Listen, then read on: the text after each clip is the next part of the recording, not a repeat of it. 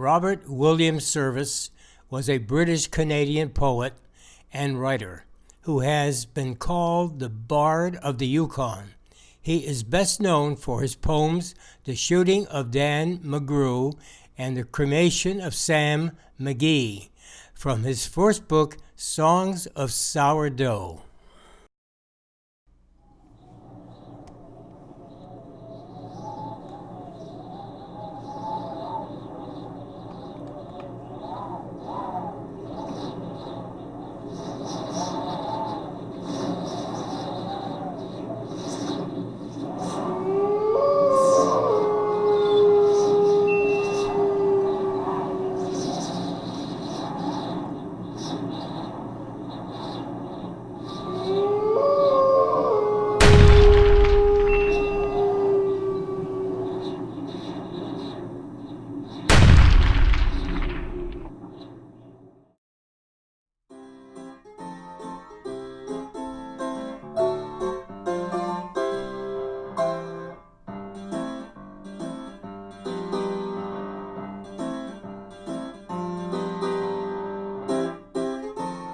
A bunch of the boys were hooting it up in the Malamute saloon. The kid that handles the music box was hitting a ragtime tune.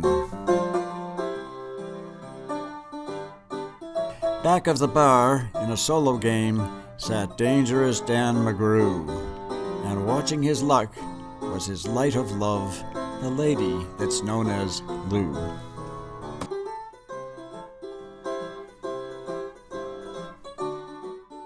No real lady would be found dead in the Malamute saloon, so who is this woman that the men call Lou?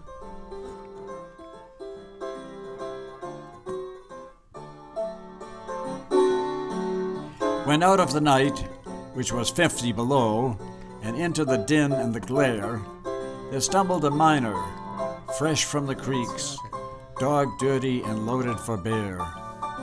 He looked like a man with a foot in the grave, and scarcely the strength of a louse. Yet he tilted a poke of dust on the bar and called for drinks for the house. There was no one could place the stranger's face, though we searched ourselves for a clue. But we drank his health, and the last to drink was dangerous Dan McGrew.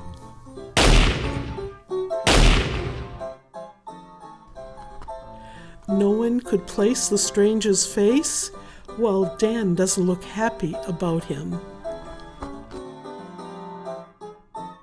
There are men who somehow just grip your eyes and hold them hard like a spell.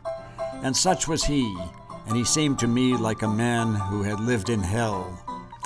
With a face most hair, and the dreary stare of a dog whose day is done, as he watered the green stuff in his glass, the drops fell, one by one. Then I got to figuring who he was and wondering what he'd do, and I turned my head, and there, watching him, was the lady that's known as Lou. Lou seems to be watching him intently. I'll bet she knows him too.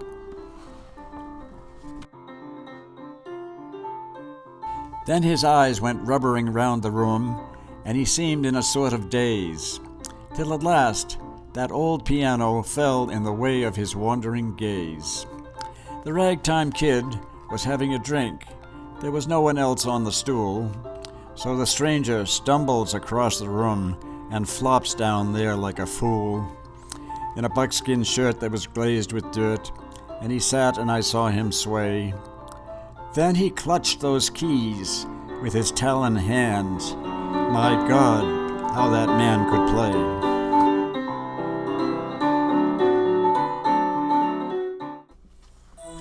Is he trying to tell us something?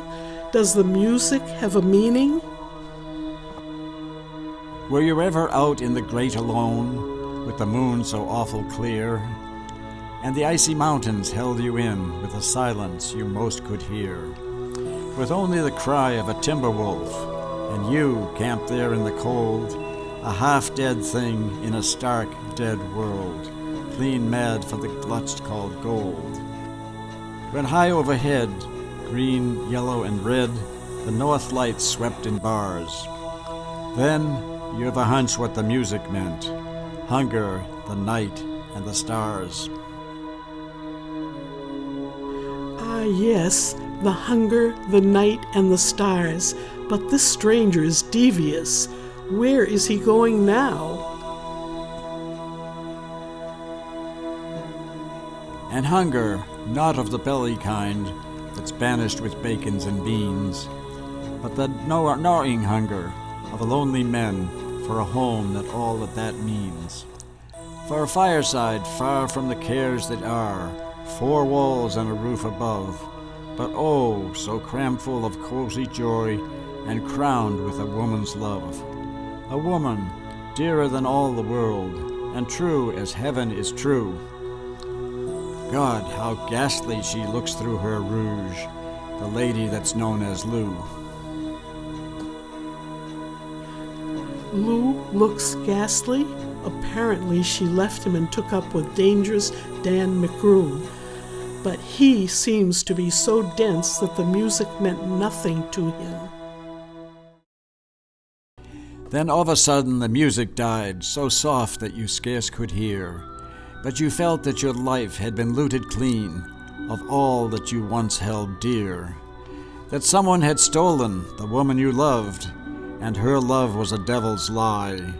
That your guts were gone, and the best for you was to crawl away and die.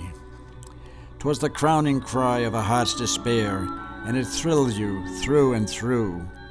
I guess I'll make it a spread misere, said dangerous Dan McGrew.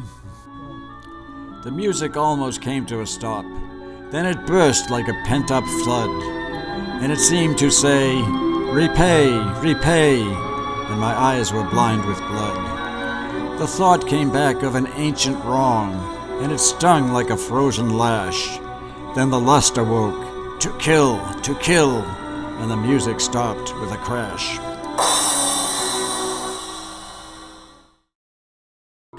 I'll bet that crash finally woke up Dan McGrew to what was going on. He saw the stranger turn and heard him speak. What a shock! And the stranger turned, and his eyes they burned in a most peculiar way. In a buckskin shirt that was glazed with dirt he sat, and I saw him sway. Then his lips went in a kind of grin, and he spoke, and his voice was calm. And, boys, he said, you don't know me, and none of you give a damn. But I want to state, and my words are straight, and I bet my poke they're true, that one of you is a hound of hell, and that one is Dan McGrew.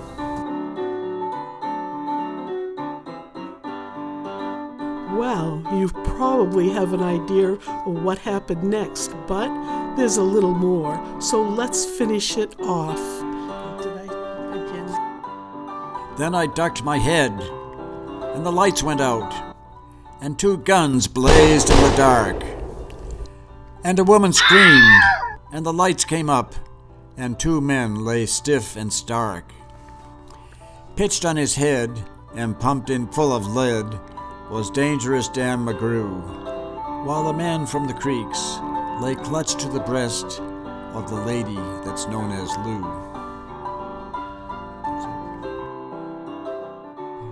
Some people, the Mounties for example, might ask who is to blame for these deaths. So an inquest was held with lawyers, and they found the following. Those are the simple facts of the case, and I guess I ought to know. They say that the stranger was crazed with hooch, and I can't deny that's so. I'm not so wise as those lawyer guys, but just between us 2, the woman that kissed him and pinched his poke was the lady that's known as Lou.